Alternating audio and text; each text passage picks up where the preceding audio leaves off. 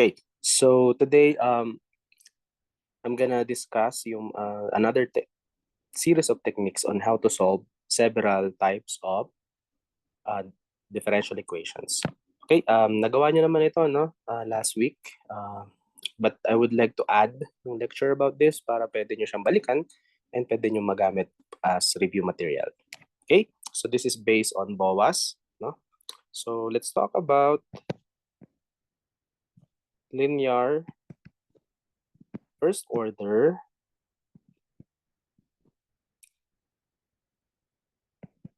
differential equations.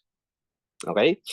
So, alam natin na ang first order differential equations, wala siyang higher derivatives than first derivative, which is y prime. Now, let's consider the form y prime plus py is equal to 0. Okay? Now, it should be q. Okay? So, we're just using a different tawag dito? Syntax. Okay? Now, p and q are functions of x. Okay? So if you can have an equation na pwede mo totally separate, no? Such as this, na purely yung p and q are functions of x. Okay? Now, para madali lang muna, let's consider na 0 muna yung q para mas simple equation.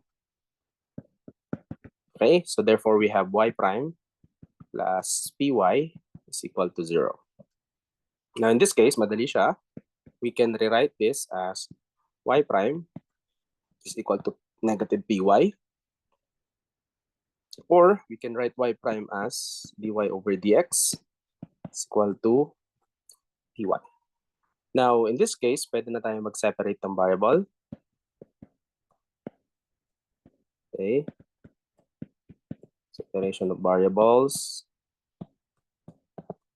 We have, lipat natin yung y sa baba. dy over y is now equal to negative p dx. And now this is separable. In this case, this is separable. Now we separate them. Now, pwede na tayo mag-integrate. So, the integral of dy over y is equal to negative integral ng p dx. Okay? Now, madali lang integral nitong left-hand side. We have ln of y. Lagyan na lang natin l of y kasi absolute value siya supposedly, but later on, gagawin din naman natin siyang y. Okay? Now, oops, sorry. Hold on. Okay, so now, yung kabilang side naman, we can write this as negative integral ng p dx plus c. So yung c is just a constant dahil nag-integrate tayo sa y. Now, hindi natin pwedeng i-integrate directly yung p dx kasi hindi natin alam yung form ng p. Okay? We only know that this is a function of x and that could be anything. Pwede siyang polynomial, pwedeng trigo function. Diba? So, let's keep it that way. Now, ginagawa natin to in order to solve y, i-raise natin siya sa e. So, e raised to ln y. Let's just clear this one. Okay, is equal to e raised to negative integral e dx plus c. Okay, now we can have y. So, naging y lang tong e raised to ln y as property na exponential. Okay. Now, ito namang kabila. Ano mangyayari dito? So, pwede nating i-separate yung e raised to c 10 times e raised to negative integral ng p dx. So, nahiwalay lang tong parte na to. Okay, hold on. Ito sa ato. Kasi magiging ano siya, e raised to c times e raised to yung p integral ng p dx. Okay, kasi sum siya no, yung exponent ay sum ng dalawang terms. Now, we can write this as a e raised to negative integral ng p dx wherein our A is E raised to C, which is some constant lang. Okay? Now, in this case, meron pa tayong hindi nasusolve, which is yung integral ng P dx. Okay? Now, consider natin siya as a separate integral. Let's denote that as I is equal to the negative integral. Okay? Or pwede natin hindi isama yung negative, pwede natin ibalik mamaya. Okay? Pwede rin yun, or pwede isama. Pero just for simplicity, wag natin isama yung negative. Okay? Now, in this case, pwede natin siyang tingnan as ang derivative ng I with respect to x is actually just P. Kasi later on, pagka tinransfer mo dito yung dx, integrate mo, babalik ka lang din dito sa original equation. So, we now have a differential equation again. Separate na siya. Okay? Now, paano natin to ngayon masosolve? Okay? Since denote natin to as I, we can write our equation. No? Okay?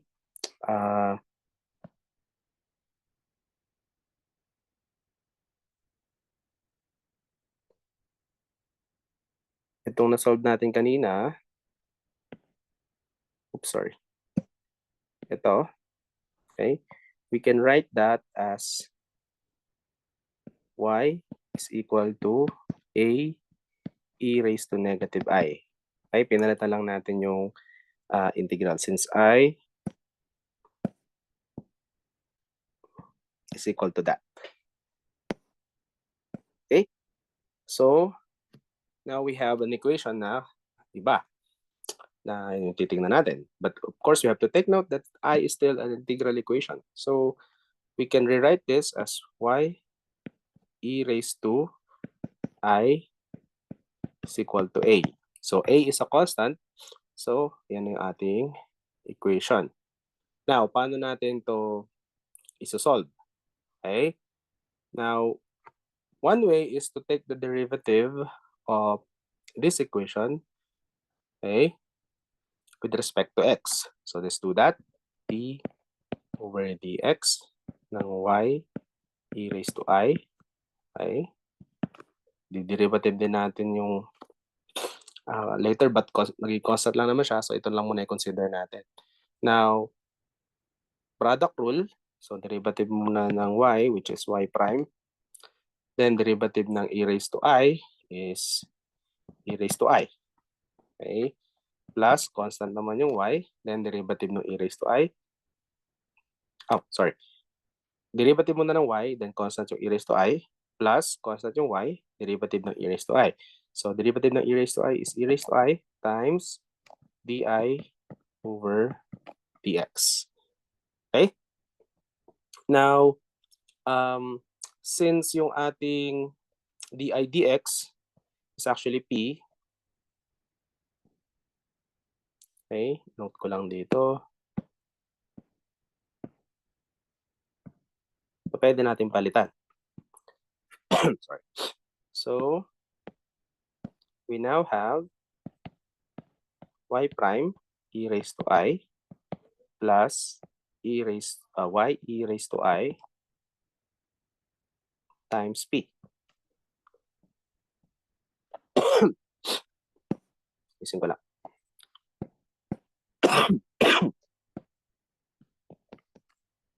Okay? Now, what's next? We can factor out e raised to I. Then we have y prime plus y. Oops, sorry. Times p.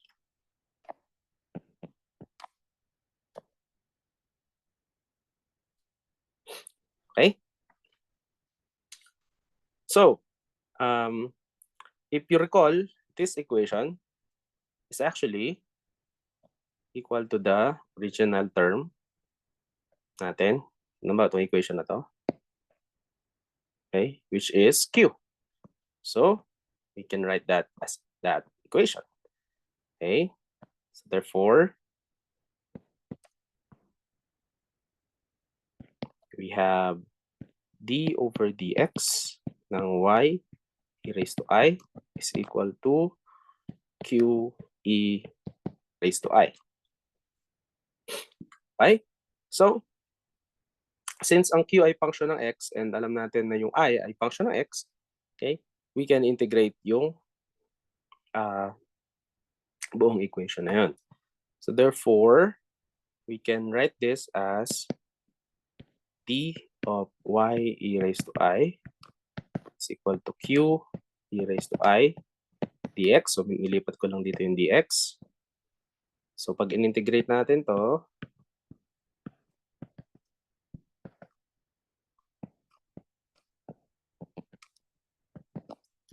this left-hand side becomes y e raised to I. Then the right-hand side becomes yung original pa rin. Let's keep it that way muna.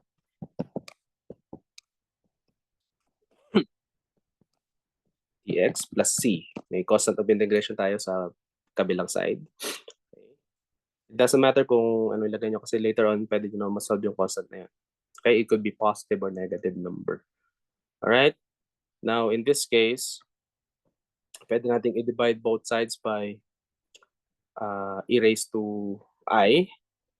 So this becomes y is equal to e raised to negative I integral of q e raised to I dx plus c e raised to negative I. Alam niyo, dalawang terms na nasa right hand side, so you have to divide yung c din ng e raised to I. So tataas lang yung e raised to I, so magiging e raised to negative I. Now, bakit ba tayo nag-solve nito?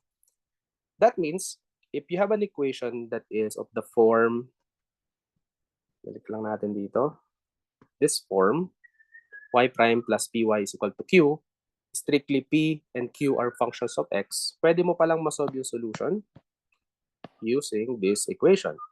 Anong kagandahan nito?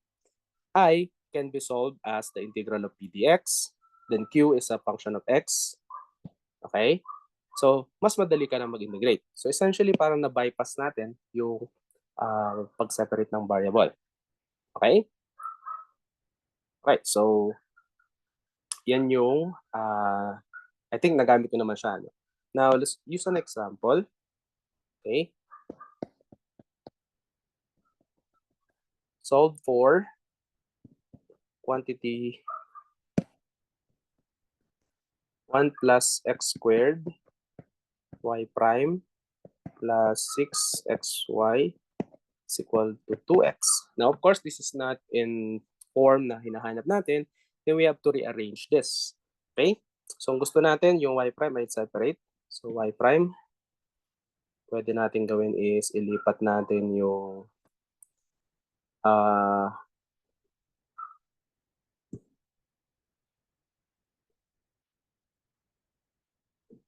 di-divide natin everything, pwede, no?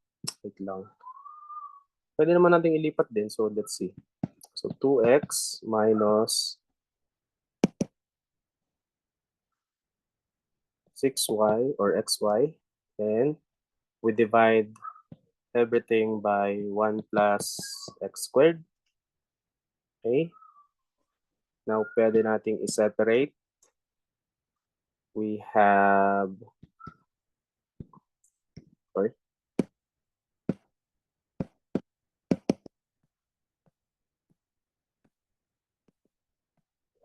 Sumulat. Okay, hold on.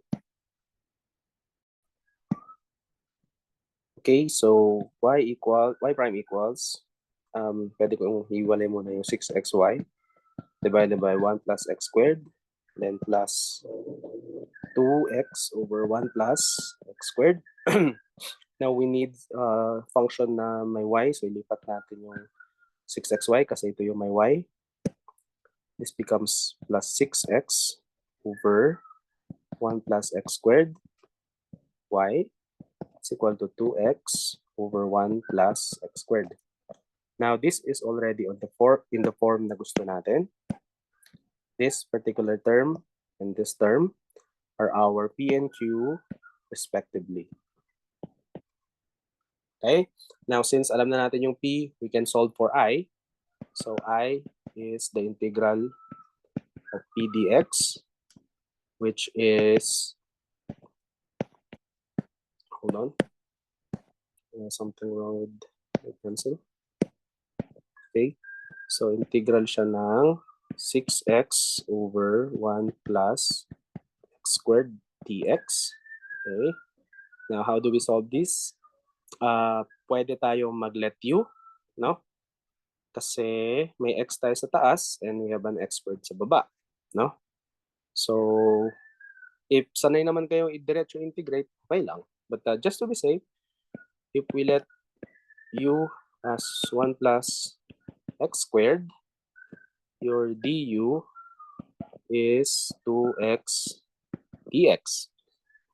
Okay? Now, pwede natin palitan. Hindi ko equate kasi iba to. Okay? Now, we need 2x dx. So, magkakaroon tayo ng 3, 2x dx divided by 1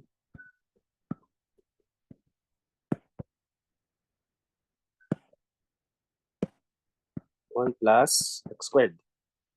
Okay? So, gamitin na natin yung substitution. This becomes 3 integral ng du over u, which becomes 3 ln of u. And of course, balik natin. We have the integral. So, I becomes 3 ln of 1 plus x squared, since u is 1 plus x squared. Okay? Now, alam na natin yung I. So, ano yung kailangan natin na form? Ito.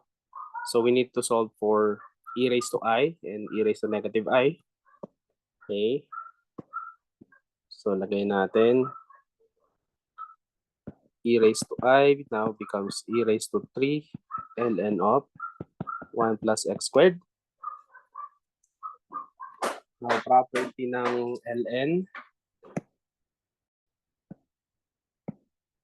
Okay? So, madali lang to, property ng ln. So, we have, pwedeng yung tingnan siya as, itataas natin yung 3 dito, no? Magiging siyang exponent. So, we can write this as e raised to ln of 1 plus x squared raised to 3. Then, property ng e, pag na-raise mo sa ln, babalik na siya doon kung ano yung nasa ln. Okay? So, this becomes e raised to I is equal to 1 plus x squared raised to 3. Okay? Now, madali na to. Kailangan na lang natin kumpletuhin yung solution natin. So, balikan lang natin. Kailangan natin ng e raised to I or negative I. Okay? Or, well, this is the final form, pero parang mas madali kung itong itong unang gagamitin natin para hindi na muna tayo mag-multiply ng e raised to negative I. So, let's do that. So, we have y e raised to I is equal to the integral of q e raised to I dx plus c. Now, plugging back yung nakuha natin, ang e raised to I natin, ang y e raised to I is the integral of, ang q natin is yung kaninang nasa right hand side, 2x over 1 plus x squared. Tapos ang ating e raised to I is nakakakuha lang natin, 1 plus x squared cube dx. Okay? Pwede na tayong maglagay dito ng plus c. Okay lang. But later, magpa-plus c ka rin naman. So, okay lang naman. Okay? So, pwede tanggalin natin for simplicity. Okay? Now, how do we then solve this? Madali lang kasi we can cancel out itong nasa denominator. So, wala to, mababawasan to ng isa, magiging 2. So, now we have integral of 2x times 1 plus x squared dx. Okay? Now, paano natin isolve yung ganitong equation?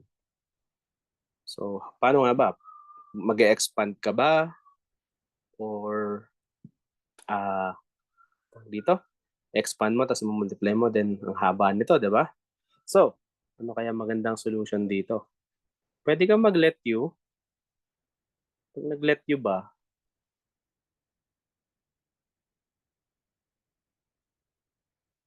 let's see, let's try that, no?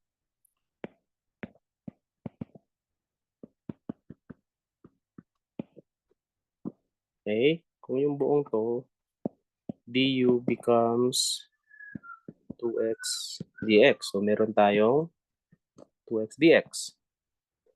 Then, pwede natin tong isulat as u squared du. Tama ba?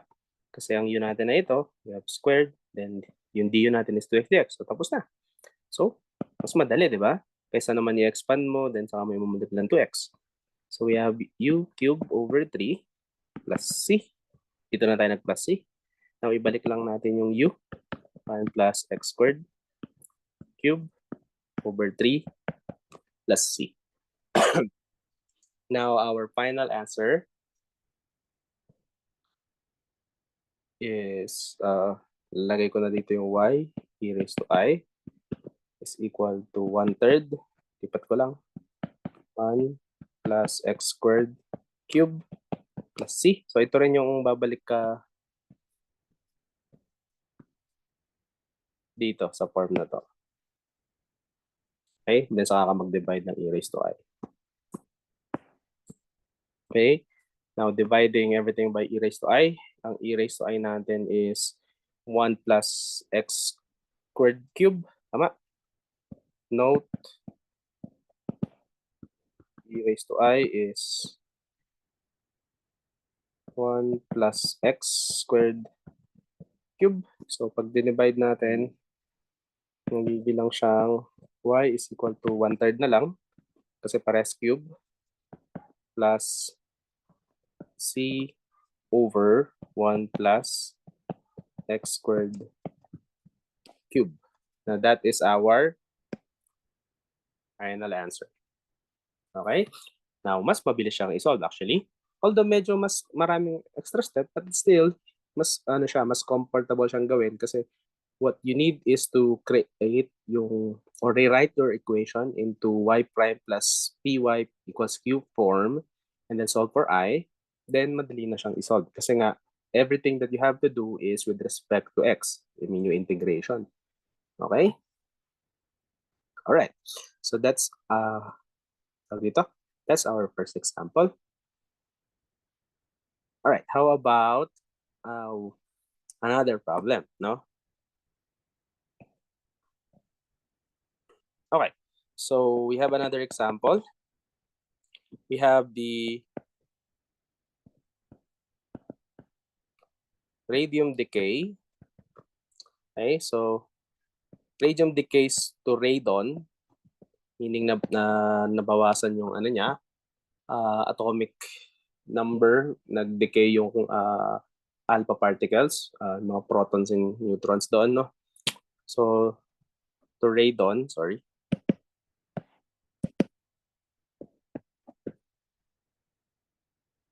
Okay, now radon, nagde-decay din siya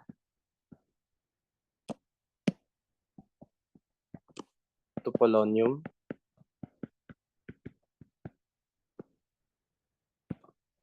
Now, if at time equals 0, a sample is pure radium,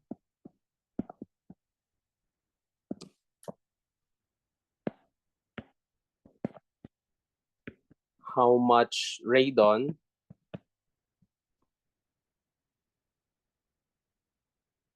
does it contain at time t? So, given, para magiging function siya ng time.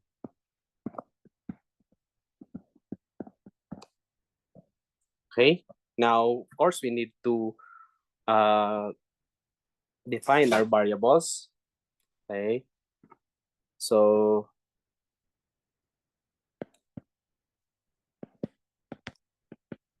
n naught or n sub 0 is the number of, pag sub 0 meaning ito ay time equals 0, no?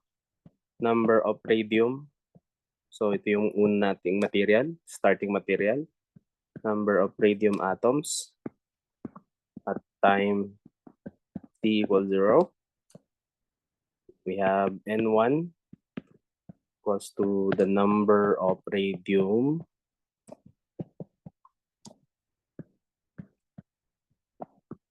at time t. Okay, kasi hindi naman agad-agad decay yung lahat ng radium into radon, so may matitira pa ring radium. Now, yung second is yung hinahanap natin, number of radon atoms at time t. Now, we need to know yung decay rate. So, lambda 1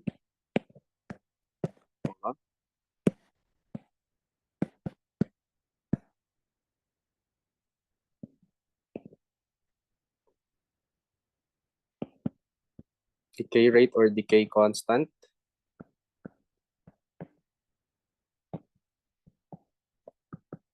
radium. Lambda 2 is the decay constant for radon, Rn. Okay? Now, syempre, nasanay tayo na ang binibigay sa ating problem is may differential equation na. Now, this is a different type of problem. Now, we have a word problem that you have to create or construct yung differential equation. Okay? Now,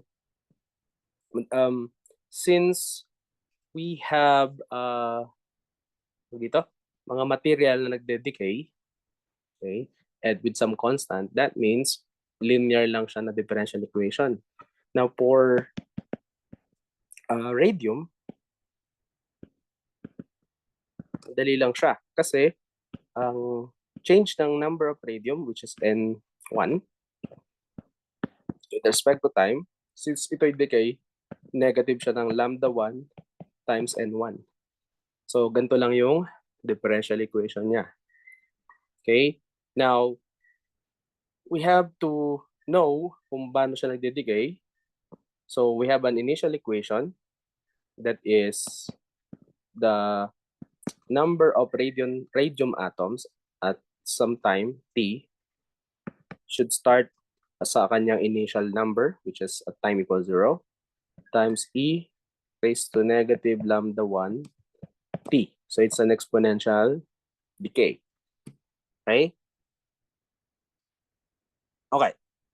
So, now, paano natin kukunin ngayon yung sa radon naman? Okay? Now, radon is nanggaling siya sa radium. Nag-decay yung radium, naging radon. So, therefore, for radon, yung kanyang change in time, so N2, with respect to time, should come from the change ng radium, pero babawasan natin based on decay naman niya. So, lambda 2, N2. Okay? Now, since may equation na tayo for, tawag dito, for the decay ng N1, so yung equation N1, pwede natin itong isulat as dN2 over dt is equal to, or ilipat natin yung dN2 para separate ng variable. You can think of N1 and N2 are your x and y's. Okay, so n lambda 2 N2 is equal to lambda 1 N1. Pero since lambda 1 N1, M1 is N naught e raised to lambda 1 t, pwede natin siyang isulat as N naught e raised to negative lambda 1 t. Okay? So, ano na ang klaseng equation to? If we think of y as, or N2 as y, okay, madali na. So, pwede natin siyang mag-view as yung equation natin na na general form. Okay? So, paano ba yan? So, pwede mo siyang tingnan as n2 prime plus lambda 2 n2 is equal to lambda 1 n naught e raised to lambda or negative lambda 1 t. Okay? So, purely, we have this particular equation. Purely, meron na tayong parang y to, y prime. Okay? And we have our constant here. P and Y. Okay? And itong buong to yung Q. Okay? So, yun yung ating equation. So, lagyan ko lang ng ano para ma-differentiate ninyo. Okay. So, we need to solve for I. Okay? I is the integral of P. Now, in this case, hindi na P dx, kundi P dt na. Nagilay natin siya as ganyan para mas makita natin na same pa rin naman siya sa form. Okay? So, kayo malilito, hindi porket ibig sabihin na P dx, dapat may dx. So, parang ano lang siya, how you define your variable. Okay? So, I now becomes, ang P natin is lambda 2 and then dt. Okay? So, madali lang to. Since constant ang lambda 2, we have lambda 2 t. Okay? Then, kailangan natin makuha yung y e raised to I. So, we have y is n2.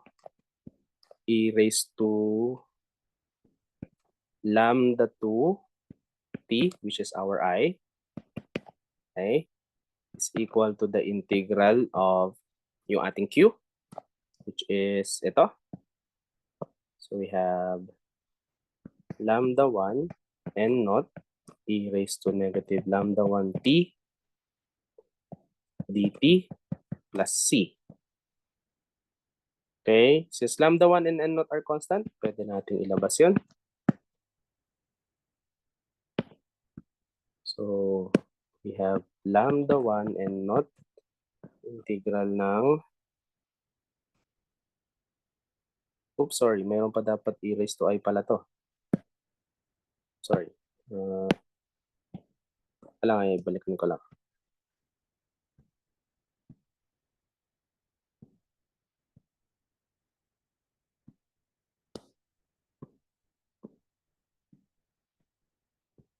Yep. Meron siya dito. Oops, sorry. Yeah, meron siya dito.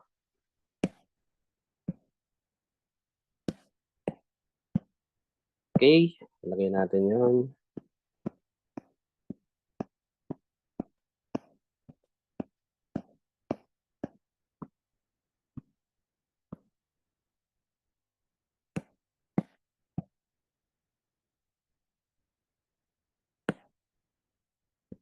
E raised to I, which is e raised to lambda 2t dt. Yan.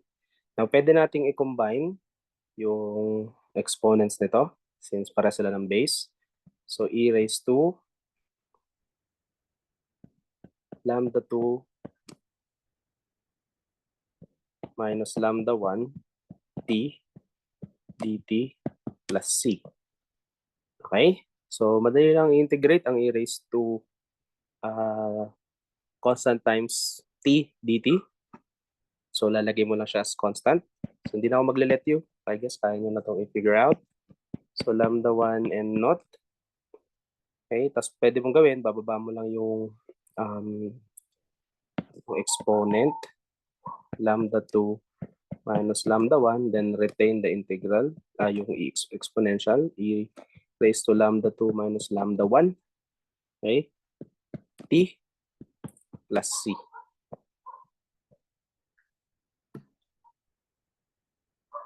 Okay, so now we have this equation. This is equal to n2 e raised to lambda 1 t or lambda 2t, sorry. Ay nga pala.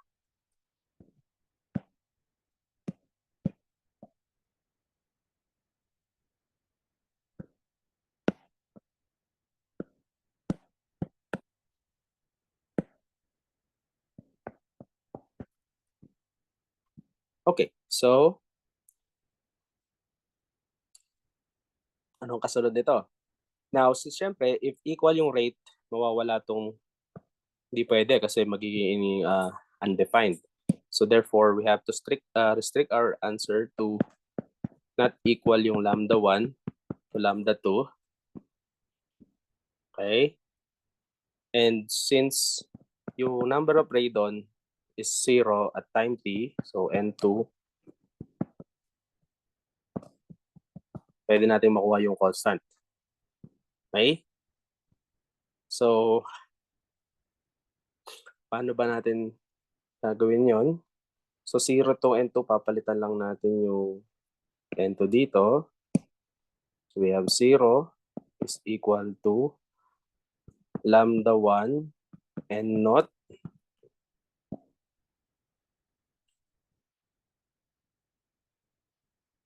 okay. Anong kasunod? 0 yung time, so mawawala din tong term na to, e raised to 0. So, lambda 2 minus lambda 1 plus c. Now, pwede natin makuha yung constant.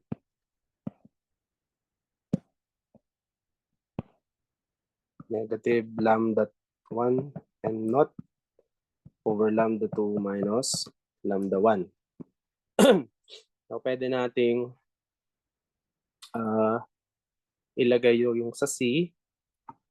So, ang ating buong equation now becomes, n2 e raised to lambda 2t is equal to lambda 1 n naught over lambda 2 minus lambda 1 e raised to lambda 2 minus lambda 1 times t minus, kasi yung natin ay negative, lambda 1 n naught over lambda 2 minus lambda 1. Okay. Pwede na to. Although, kailangan natin makuha mismo equation for n2. So what we can do here is to divide everything by e raised to lambda 2 para mawala yung ating e raised to lambda 2 sa left hand side. Lambda 1 n naught over lambda 2 minus lambda 1. In this case, I can separate this para madali. So, divide natin ang lambda 2 2. May matitirang e raised to negative lambda 1t. Then minus lambda 1 n naught. Lambda 2 minus lambda 1. Pero since divide natin siya ng e raised to lambda 2t, pwede natin itaas yun. E raised to negative lambda 2t na lang. So this will cancel out. Okay. What's next? Since same sila ng anong tawag dito? Ito. Saka ito. Pwede nating i-factor out yung e. Okay? Or ito yung pwede natin i-factor out pala rather. So lambda 1 n naught lambda 2 minus lambda 1 times e raised to negative lambda 1t minus e raised to negative lambda 2t. Okay? So that's our solution. Okay? So, ayan, meron na tayong dalawang example on how to use this. Okay, so next, we will discuss different topic then. on how to solve yung ibang type of equation. Okay? Just give me a moment. Okay. Now, natapos tayo ng first order. Now, let's talk about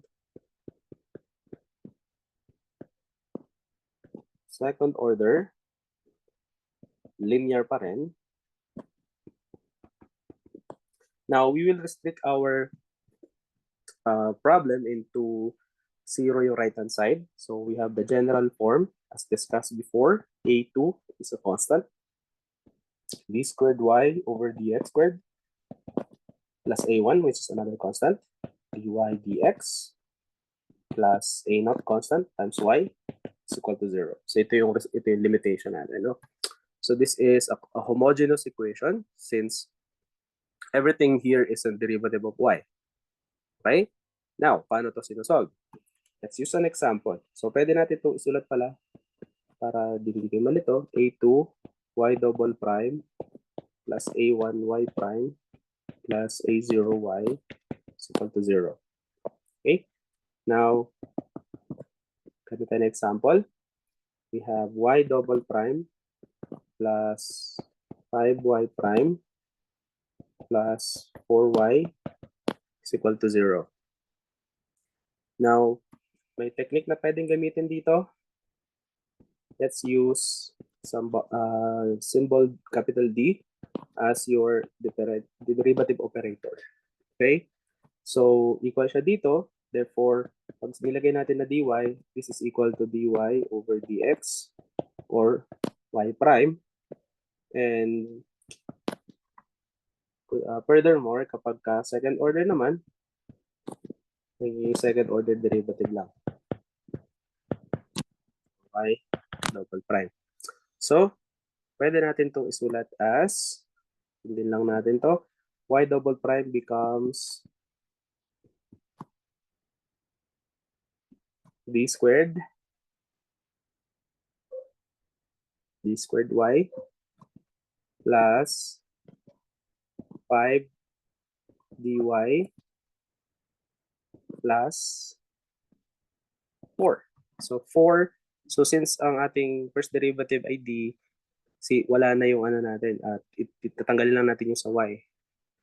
Okay? Or sorry. Hindi, i-retain natin yung y. Wala yung derivative dito. Hindi pwedeng tanggalin. So, equal to 0. Now, bakit natin itong ginagawa? Okay? Kasi, we can factor out y.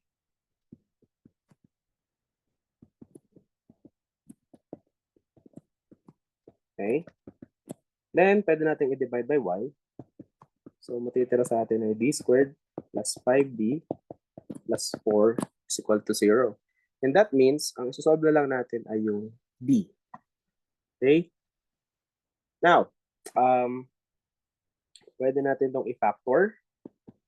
This is d plus 1 times d plus 4. Okay, you can double check. If you use FOIL method, babalik ka lang sa original equation. Now, in this case, we have two possible solutions. Okay, that is d plus 1 is equal to 0 or d plus 4 is equal to 0. That means d is negative 1 or d is negative 4. Okay? Now, if you have this kind of equation, anong ibig sabihin nito? Now, if we look at this side, d plus 1 times y equals 0, this means that if you take the derivative, okay, plus some constant y of y, babalik ka lang sa 0. Okay? So, ang general solution nito is actually an exponential. So, the solution here is y is equal to some constant, let's say c1, e raised to negative, or rather, baliktad pala yung ginawa ko, sorry. C2, e raised to negative 1. So, wala na yun, times kung ano yung variable natin, which is x.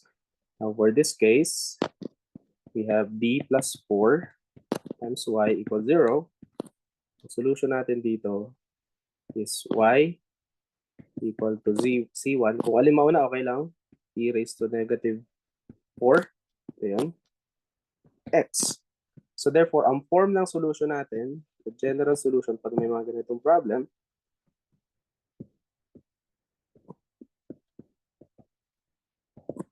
ang form natin is kung ano yung kuha natin na parang 0. So B. So this is C1 e raised to, tawagin natin D1x, or y is equal to C2 e raised to D2x. Okay? Since you have two possible solutions, you can actually have linear combination as solution din. Parang ano to, ang solution ng isang differential equation is sine and cosine. Pwede ring maging sum, ang solution is yung combination ng sine and cosine. So, linear combination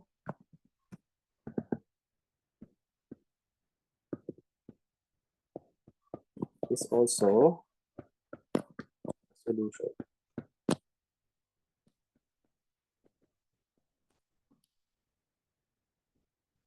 So y is equal to c1 e raised to dx or d1x plus c2 e raised to d2x.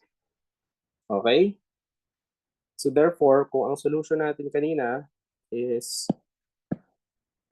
ito at saka ito, another solution is the linear combination, which is y c1 e raised to negative 4x plus c2 e raised to negative x. Okay? So, yun yung solution natin dito. Okay? Yung roots natin, so these are our roots.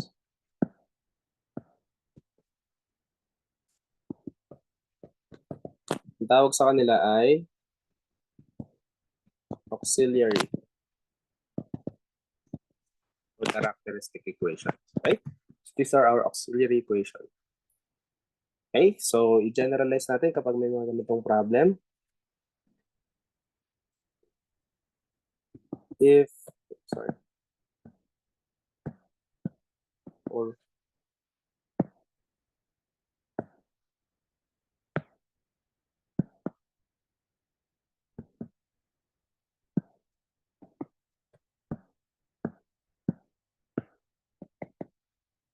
for DE, na ang form ay D minus A times D minus B is equal to 0. Oh, sorry, kulang ng Y. Okay, such that A is not equal to B.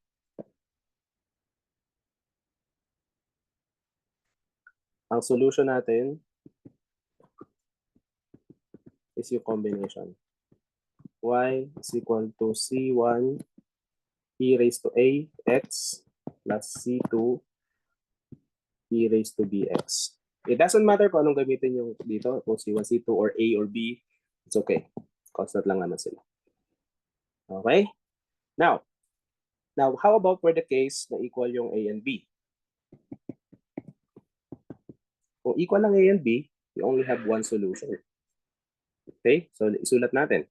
So, magkakaroon tayo ng D minus A times D minus A times Y is equal to 0.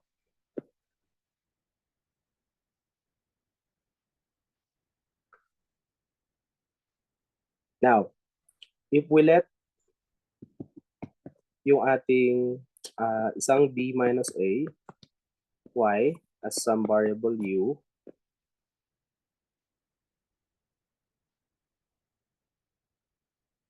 pwede natin itong tingnan as papalitan lang natin itong buong ito ng U. So we have D. Hold on.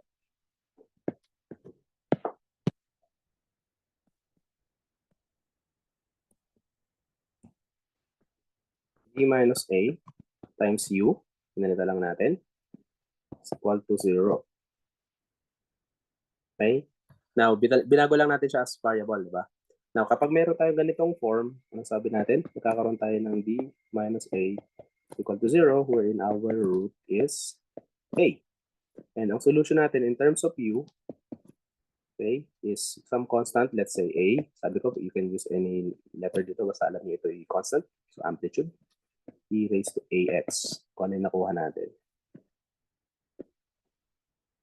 Now, ibalik natin. Balik natin yung u. Kakaroon tayo ng d minus a times yung ating y, okay, which is u. So, magiging ae raised to ax. Okay? Or, rewriting it as differential equation, ang d is derivative, di ba? So, magkakaroon tayo ng dy minus ay is equal to ae raised to ax. Or we can write this as y prime minus ay is equal to ae raised to ax, which is a first order linear differential equation. Okay, so we have a way to solve this, which is yung sa previous natin diniscuss. So we can have y e raised to negative ax, which is yung ating I. Yung I natin in this case is ax, no? Note, I is equal to ax. Dito siya naka-integral. So, magiging lang siya equal sa integral ng q. So, ito yung q natin. Ang p natin dito is y.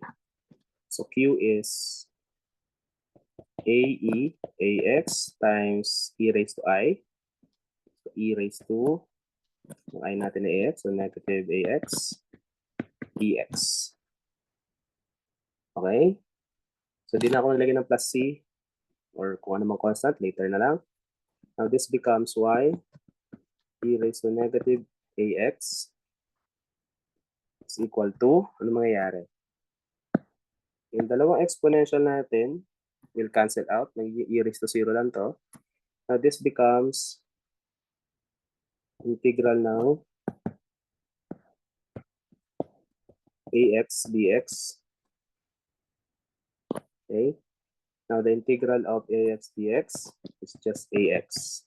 Now, mag-add ako ng constant. In this case, gamitin kong b. Pwedeng plus c. Pero this is just, again, constant lang naman.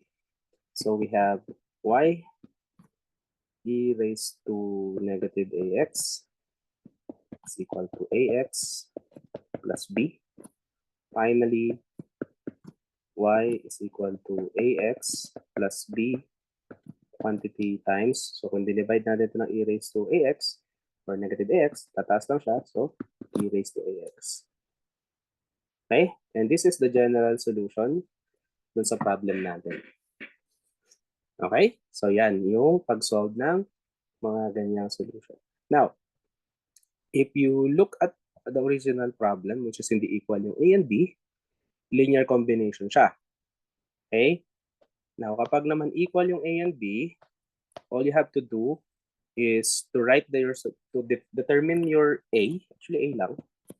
Tapos isusulat mo na yung ax or pwede mong gawin itong c1x plus c2 times e raised to ax. Pwede rin yan. Again, constant lang naman yung a and b natin. Ganyan yung general solution. Okay? Now, there are other cases wherein may complex number na.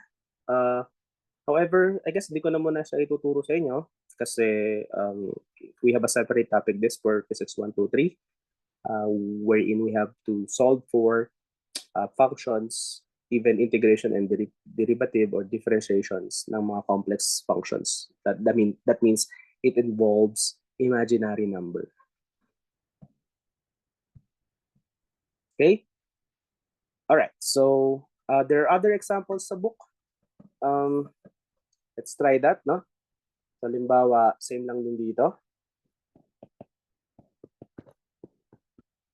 solve for y double prime minus 6y prime plus 9y is equal to 0. Now, rewriting this in terms of d, this is d squared y minus 6d plus, or 6dy plus 9y is equal to 0. Okay. Now, factoring out y, we have d squared minus 6d plus 9 times y is equal to 0. We can factor this out. Perfect square ba siya? Yes, kasi ang 9 ay product ng either 1 or 9 or 3 times 3. And 3 times 3, pwede mo i-add 6. So, pero negative siya. So, we have d minus 3 times d minus 3 or d minus 3 squared. Now, in this case, your a is 3. Okay, from d minus 3 equal to 0, this becomes d is equal to 3. So, tapos na kaagad kasi alam mo na yung form. Y is equal, so solution, ax plus b times e raised to 3x. Yun na yung solution. You can try, plug it in sa equation natin and you will see na yun yung makukuha natin sagot. Okay? Alright. So, kapag may imaginary roots,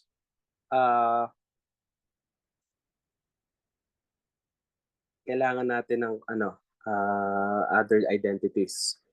Nangyayari yan usually sa exponential, let's say e raised to ix. Dito? May Euler's formula tayo na ang e raised to ix is just cosine x plus I sin x. Okay? If you have some question regarding that, we can discuss that in class, face-to-face natin meeting. Okay? So, that's it for now. Hopefully, ay mapanood dito at maaral. Although, nagawa nyo naman yung ating homework. That's good.